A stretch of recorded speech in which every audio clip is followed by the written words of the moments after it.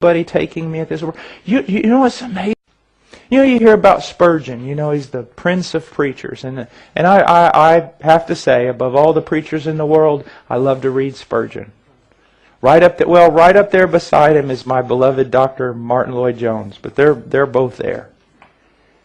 But do you know that Spurgeon, if you read enough of his sermons, he was a man of prayer?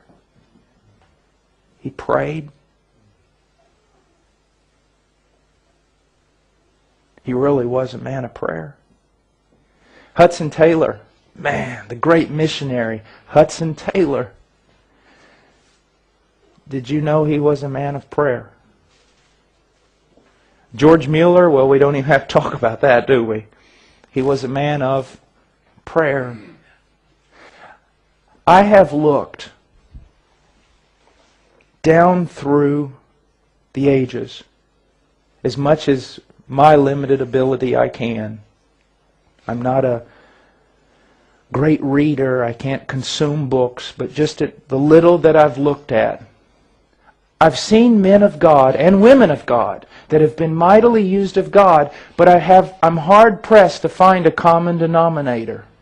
Really. Because I can tell you this, they're not all Reformed. They're not all in one certain camp. They're very, very different. Some of them are different, some in their theology. Now, not from the basic historical doctrines of Christianity. They weren't heretics at all, but they were very, very different camps theologically. Also, they were very, very different in their personality. Some of them were rather bold, to the point of even just being sometimes kind of rude. Others were so humble you'd think they were a church mouse. Some of them lived by their own will. They lived basically in poverty, giving everything away. Some of the others rode around in nice carriages. So what's the common denominator in their usefulness? I have found one common denominator. Prayer. Or maybe it would be better to say a devotion to Christ manifested in prayer. Prayer.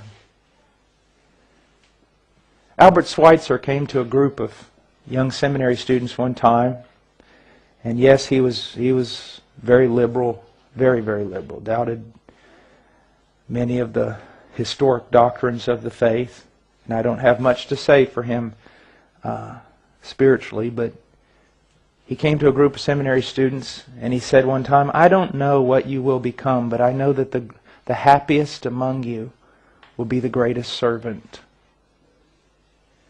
He was right there.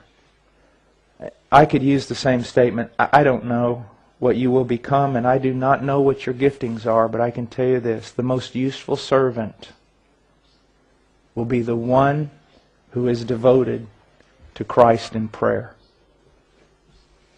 To Christ in prayer.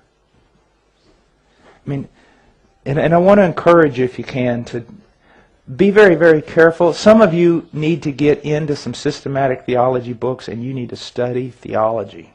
You do. And some of you need to read books like George Mueller's autobiography. You need to read Hudson Taylor's Spiritual Secret. You need to read The Secret Life of Prayer. You need to read about Praying Hyde of India. And it will encourage you to pray more. To pray more. Not by the strength of your arm, not by the power of your intellect, but by His Spirit. By His Spirit. Do you know that's the whole purpose of trials? It is conformity to the image of Christ, but the purpose of trials to exhaust your strength, to bring things in your life that it is humanly impossible to overcome, so that you will draw on His strength. He cannot be exhausted. Do you realize that? His bounty His treasury, His power, His virtue, His excellency, His glory, it cannot be exalted. What are you, O mountain, before me? Be cast into the sea. You see? All right, well, let's pray.